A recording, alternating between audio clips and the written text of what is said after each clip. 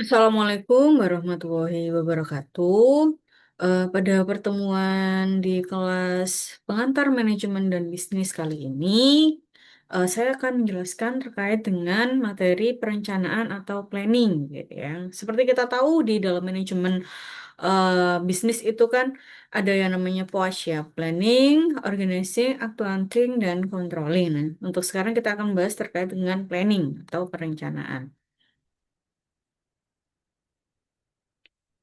Oke, dari segi definisi sendiri, ketika kita ngomongin tentang plan gitu ya, atau perencanaan, berarti itu adalah gimana kita merumuskan tindakan, gitu ya.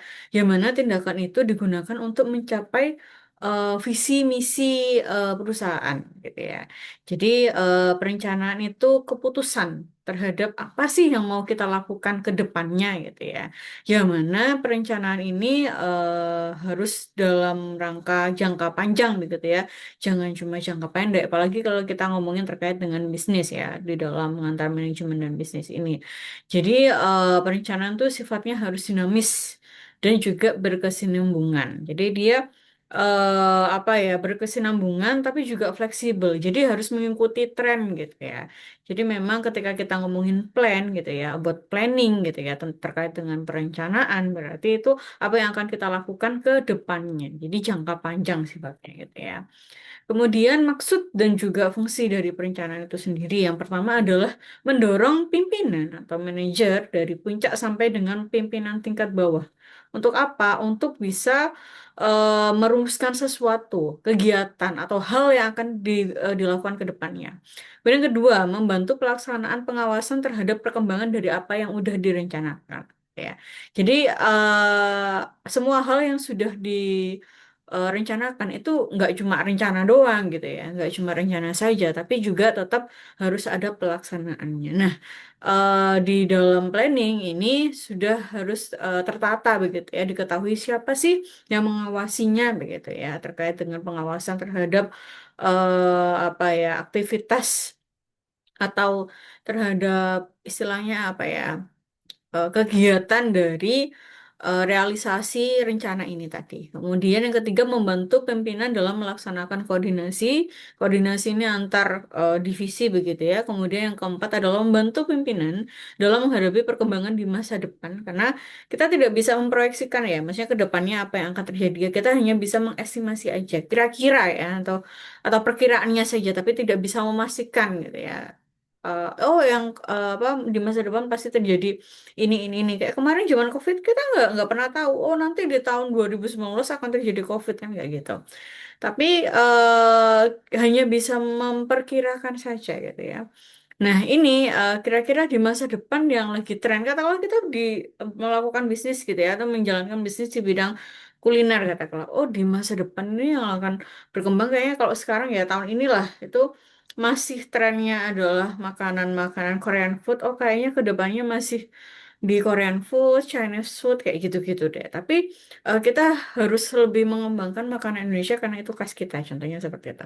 Kemudian kelima, mendorong pemimpin puncak untuk menampilkan garis-garis besar haluan organisasi demi terciptanya tujuan atau tercapainya tujuan yang sudah diharapkan, gitu ya. Kemudian yang keenam adalah membantu eh, terkait dengan gambaran dan juga hubungan pertanggungjawaban dari masing-masing bagian organisasi. Karena hubungan dari visi misi, maka masing-masing divisi harus apa ya patokannya terhadap visi misi itu tadi, gitu ya. Visi misi yang sudah digariskan di dalam suatu perencanaan atau planning. Kemudian prosedur perencanaan ya terkait dengan 5W1H gitu ya. Buat apa yang harus dikerjakan? Gitu ya. Jadi ketika kita mau melakukan bisnis gitu ya. Ini kita mau ngapain sih di dalam bisnis itu gitu ya. Terus why? Kenapa direncanakan? Ada gap kah ya? Karena yang namanya bisnis itu kan biasanya based on gap gitu ya. Ada masalah apa? Contoh, oh, di Jakarta nih lagi rame atau lagi permasalahan utama yang dialami adalah apa? Macet. Nah, maka kita perlu sesuatu yang mengurai kemacetan nih, minimal lah ya. Kita kemana-mana tuh nggak susah. Karena kalau kita naik taksi agak susah nih. Kita mau nyari tukang ojek juga dia mangkalnya di pengkolan-pengkolannya begitu ya, di pangkalannya tersendiri gitu, susah. Akhirnya muncul Gojek gitu ya, untuk menanggulangi atau mengatasi masalah itu gitu ya. Dia muncul sebagai apa ya?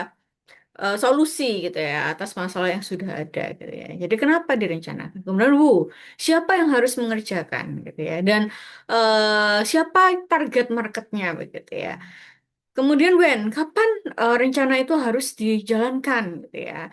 Kemudian di mana pengerjaannya itu gitu ya. Jadi kita kan punya target marketnya, segmentasi kita siapa gitu ya. Kemudian bagaimana cara mengerjakannya. Ya, itu yang prosedur itu yang harus dijawab gitu ya sebelum kita di dalam suatu perencanaan.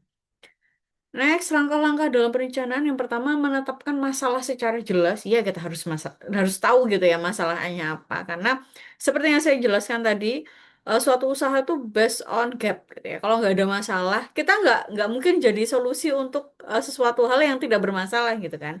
Dan yang kedua, mencari informasi lengkap mengenai kegiatan tersebut. Kemudian menganalisis dan mengklarifikasi informasi itu apakah benar, apakah valid. Kemudian menetapkan perencanaan dan menimbang hambatannya. Jadi kita tahu tantangannya apa gitu ya. Kemudian menentukan rencana alternatif ketika rencana yang atau solusi yang kita berikan itu ternyata failed gitu ya. Kemudian memilih rencana yang diajukan dan mengatur urutan serta waktu rencana secara terperinci. Jadi ada timelinenya begitu ya. Next, bagian alur planning dan kaitannya dalam proses manajerial ya. Yang pertama adalah planning. Planning itu proses pemikiran secara sistematis awal banget gitu ya. Kemudian dibagi dua jadi strategi perencanaan dan teknik pelaksanaan gitu ya. Jadi di dalam suatu strategi perencanaan ada beberapa pengaruh terhadap perusahaan. Kemudian di dalam teknik pelaksanaan ada ramalan penjualan, jumlah corak pasar dan lain sebagainya. Muncul rencana utama. Ya, di dalam rencana utama itu terpecah menjadi dua ya. Menjadi kebijaksanaan atau rencana yang memberi bimbingan dan juga menahan diri terhadap rencana-rencana lain. Jadi istilahnya kalau kita ngomongin terkait dengan penelitian aja ada yang namanya batasan masalah. Pun dengan rencana utama. Jadi jangan sampai rencana atau solusi kita itu apa ya menjadi penghambat gitu lah atas rencana lain dan harus fokus ke dalam rencana itu. Kemudian menjadi kreativitas dan gagasan baru ya dan kaitan-kaitannya. Kenapa? Karena usaha yang bagus menurut saya adalah usaha yang solutif pertama. Dan yang kedua, usaha yang kalau bisa kita bisa menjadi pionir. Jadi bukan usaha yang apa ya? Ya bagus memang ATM itu karena ada modifikasi ya karena kalau nggak ada modifikasi cuma amati sama tiru tuh namanya plagiat. Tapi kalau ketika kita bisa menjadi pionir atas sesuatu gitu itu jauh lebih baik ya.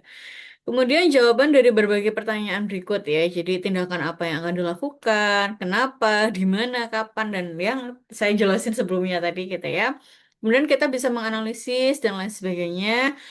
Kita bisa mengendalikan, menggerakkan, dan mengorganisasikan. Yang mana di dalam POAC gitu ya, itu nanti akan saya jelasin lebih lanjut terkait dengan organisasi, organizing, actuating, sama controlling gitu ya. Untuk sekarang kita akan membahas terkait dengan planning dulu atau perencanaan. Oke, next ini ada beberapa jenis perencanaan ditinjau dari tempat pelaksanaan pekerjaannya ya. Pertama adalah perencanaan lokal. Ketika kita ngomongin lokal berarti tempatnya atau segmentasi kita adalah di wilayah terdekat kita sendiri. Kemudian yang kedua perencanaan regional dan perencanaan nasional. Contohnya apa? Ini kaitannya kalau di dalam kewirausahaan itu adalah tam, sam, som gitu ya. eh Kalau kita ngomongin ini sebenarnya segitunya kebalik sih ya. Jadi kalau ngomongin skalanya nasional itu berarti range-nya jauh lebih besar. Jadi harusnya segitiga kerucut begini ya kebalik ya dia. Jadi di dalam apa nasional skala kita, oh saya ingin menyasar pasar Indonesia. Jadi skalanya nasional. Secara regional, oh saya pengen menyasar di skala provinsi Jawa Timur. Kalau lokal, oh di wilayah Surabaya, jadi semakin mengerucut. Nah, pasar Surabaya ini yang kita sasar, yang bisa kita sasar eh, garis yang paling kecil gitu loh, sampai paling gede adalah skala nasional, which is Indonesia. Itu contohnya ya seperti itu. perencanaannya. Kemudian jenis perencanaan menurut penggunaannya, single use planning dan repeat planning. Ketika kita menggunakan single use planning, berarti itu adalah rencana yang kita gunakan sekali. Hanya kita gunakan sekali. Ketika repeat planning adalah rencana yang kita gunakan berulang-ulang. Nah, ketika kita ngomongin rencana, ini kan banyak hal. Contohnya aja, kita menggunakan rencana single use planning untuk apa? Untuk keadaan-keadaan yang memang, ya, rencana ini cuma bisa sekali digunakan aja, gitu ya. Contohnya, mungkin kita menggunakan rencana untuk membangun gitu ya, membangun apa ini namanya outlet baru begitu ya di suatu daerah yang mungkin planningnya berbeda dengan daerah lain karena cukup cukup sulit dijangkau begitu ya. Kalau repeat planning atau rencana yang berulang, contohnya promo yang kita lakukan adalah promo Harbolnas ya, belanja nasional tuh yang tiap tanggal kembar gitu ya. Contohnya tanggal 1 bulan Januari gitu ya, 11 atau bulan apa Februari di tanggal 2 22 dan lain sebagainya seperti itu ya. Kemudian ini adalah jenis perencanaan dilihat dari segi luasnya usaha kegiatan. Yang pertama adalah general planning dan kedua special concentrate planning ya. Kalau kita ngomongin general planning berarti rencana ini secara luas berarti apa? Mencakup seluruh lini perusahaan gitu ya, termasuk seluruh lini lini cabang gitu ya kalau kita punya. Tapi kalau semisal usaha kita masih saya usahanya masih ini sih Bu, hanya saya jalankan sendiri dengan mungkin saudara saya begitu ya. Jadi bukan suatu perusahaan yang sudah berbadan hukum yang gede banget gitu ya. Yaudah kita bikin aja special concentrate planning. Jadi terkonsentrasi ke rencana itu aja gitu. Kita apa rencana awalnya? Oh, ingin membangun usaha ini tidak hanya online aja, Bu. Karena kalau kita usaha online itu kan pasti modalnya tidak lebih mahal begitu ya daripada offline. Karena offline itu kan kita harus apa ya, menyiapkan tempatnya begitu ya atau offline store-nya entah gudang entah apa gitu ya. Rencana saya Bu untuk dilihat dari luas usaha kegiatan usaha kita fokus aja dulu untuk membuat online shop. Nanti kalau semisal sudah berkembang selama 2 tahun Bu, saya mau fokus ke offline store. Contohnya seperti itu. Kemudian jenis perencanaan ditinjau dari segi tingkatan perencanaannya ya. Ada perencanaan politik atau kebijaksanaan ya, policy, kemudian perencanaan kerja, kemudian perencanaan operasi. Kalau policy planning ya atau perencanaan strategi berarti lebih ke SOP begitu ya. Perencanaan kerja berarti program planning, berarti terkait dengan rencana apa ya, kerjamu itu bagaimana terkait dengan program yang mau kamu jalankan itu seperti apa, di pekerjaan yang seperti apa. Kemudian perencanaan operasi berarti terkait dengan operasional ya, kegiatan operasional dari pekerjaan kamu itu sendiri atau usaha kamu. Kemudian jenis perencanaan ditinjau dari segi waktu ya, ada yang long term ya, ada yang intermediate dan juga short ya. Kalau kita ngomongin planning sebenarnya harusnya waktu yang kita pikirkan itu adalah jangka panjang ya, jangan cuma jangka pendek karena sia-sia kayak apa ya? Kalau karena mau rencanakan sesuatu itu ya tapi dilihat dari segi ini juga sih, dilihat dari segi eh, usahamu juga. Jadi kalau semisal usaha kalian itu masih ini Bu, kayak tadi yang saya jelasin, masih saya dengan apa ini namanya family saya sendiri aja Bu, lingkupnya kecil kok Bu, bukan bukan yang berbentuk CV ataupun PT gitu ya. Ya sudah mungkin intermediate cukup gitu ya. Karena apa? Ketika kita buka usaha, kita pengen usaha kita itu sifatnya sustainable ya. Jadi eh, apa ini namanya terus-menerus ada gitu. Enggak yang oh musiman Bu, saya karena saya jualan buah ya udah. eh, Kalau musim buah durian ya saya jual, kalau enggak ya enggak loh. Buah itu kan banyak macamnya sih, Rek.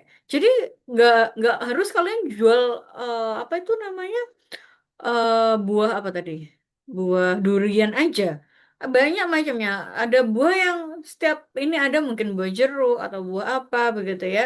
Jadi ketika musim buah apa ya udah kalian jual aja semua itu gitu ya. Jangan terus kalau nggak musim saya nggak jualan Bu, itu salah gitu ya.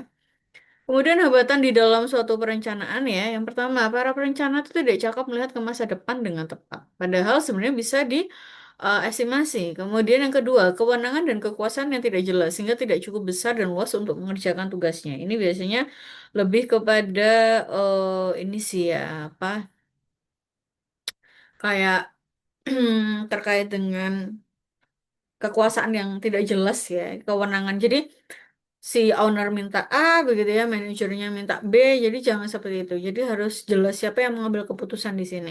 Kemudian anggaran yang tidak cukup atau tidak sesuai rencana. Ini sebenarnya bisa ya, ini eh, ada memang hambatan seperti ini, tapi sebenarnya semua hambatan itu bisa diselesaikan ya ketika makanya tadi saya bilang ya, ya, rencana itu jangan yang bersifat menghambat. Makanya ada yang namanya plan B, plan C gitu ya. Kemudian tidak ada dukungan dari lingkungan luar, adanya protes dari masyarakat. Ya, ini ada bisa jadi sih, kayak contohnya SPBG di wilayah Rungkut itu yang gagal apa tau nggak jadi beroperasi itu kan karena tidak ada dukungan dari pemerintah dan adanya protes dari masyarakat gitu ya, beberapa hambatan perencanaan. Nah, ini beberapa cara untuk menanggulanginya. Yang pertama adalah melibatkan semua pegawai, terutama yang terkena pengaruh dalam proses perencanaan gitu ya. Kemudian yang kedua, memberikan informasi kepada pegawai tentang rencana dan kemungkinan akibatnya. Karena apa ya, setiap rencana itu kan pasti ada impactnya ya. Nah, dicek dulu apa impact ini kira-kira positif atau negatif gitu ya. Kemudian mengembangkan pola perencanaan dan penerapan yang efektif dan juga menyadari dampak dari perubahan yang diusulkan terhadap anggota organisasi dan memperkecil gangguan yang tidak perlu. Jadi sebenarnya kalau semisal kita ngomongin yang contoh SPBG tadi ya, sebenarnya bisa ini sih apa namanya disosialisasikan dulu begitu ya. Kira-kira plus minusnya apa. Kemudian dirembuk secara kekeluargaan begitu ya. Kira-kira yang diminta sama masyarakat apa begitu ya. Nah, mungkin dari sini cukup sekian penjelasan saya terkait dengan materi planning ya. Kita akan berjumpa lagi di materi-materi selanjutnya ya. Saya rasa cukup sekian. Semoga ilmu yang kalian dapat bermanfaat gitu ya. Thanks for listening ya. Have a nice day. Wassalamualaikum warahmatullahi wabarakatuh.